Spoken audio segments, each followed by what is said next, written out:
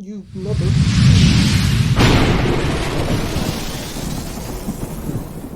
Hey guys, Dylan here. Welcome back to another action figure review. And today reviewing the DC Multiverse Batman of Bethlehem Batman action figure review. Sorry if I sound exhausted. I am. New schedule at work, so I'm getting ripped the heck apart. But enough about my complaints.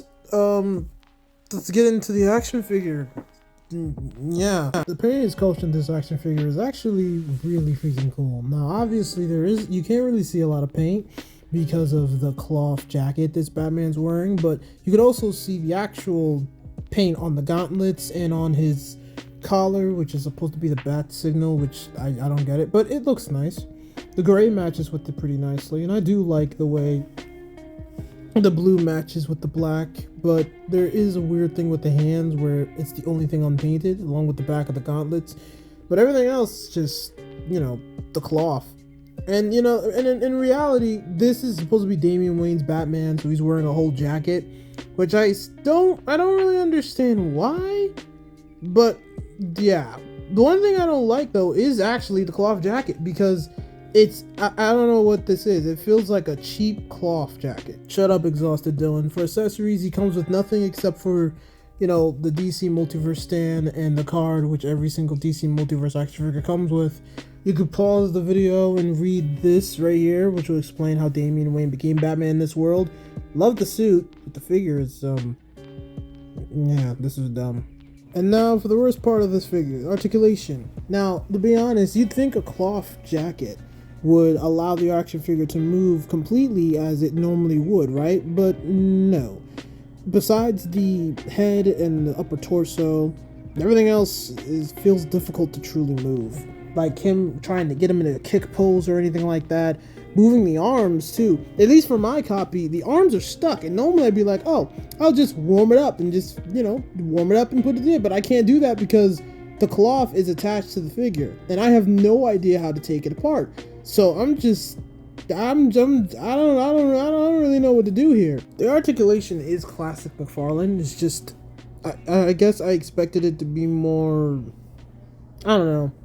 I think the cloth was supposed to be the cool part of this figure, but I don't think whoever made it thought that it could be put in any dynamic poses, which sucks because as I just pointed out, like moving the arms, the cloth jacket gets tight, so you can't really move the action figure, and it gets annoying. At least for me, like trying to put it into poses, it gets annoying because I just want to move it around. I want to make it fight, and if I was making a stop motion with this, how would I do it if I can't fully move the action figure?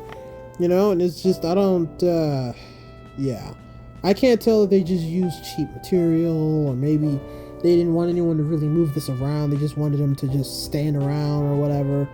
Then I'd get it, but I like my action figures to be fully movable, so I'm probably going to try to fix this. I don't know if I can, but that's pretty much all I'm going to do. Alright, so obviously this tour review was fast as hell, and obviously I'm exhausted, and it's not the best quality of that video, and I do apologize about that, but it doesn't change the fact that this will be the last DC Multiverse action figure I review on the channel, so try to make this a little bit nicer. We'll go ahead and go right into the, review. For painting and sculpture, it gets a star. It's beautiful, amazing. I love the cloth cape. It looks amazing. For articulation and accessories, no star, because you don't come with any accessories, and articulation is trash because of the cloth cape. That's crazy. The positive is a negative. For pricing, which is $24.25, it's alright, so 2 stars. Don't get me wrong, this action figure is good, but the problems are the problems. I can barely move it, I can't get it into really cool poses. It's just not quite my tempo. And it's also pretty obvious that McFarlane is just releasing as much action figures as they can before the year ends, because, they're trying to do everything before they officially lose the license. And though I am happy with this action figure, and I am going to fix it, try to make it better, it does suck at the fact that when they finally do it the way everyone's been asking for, it doesn't come out the way they want to. But yeah, this will be the last DC Multiverse action figure I do on the channel.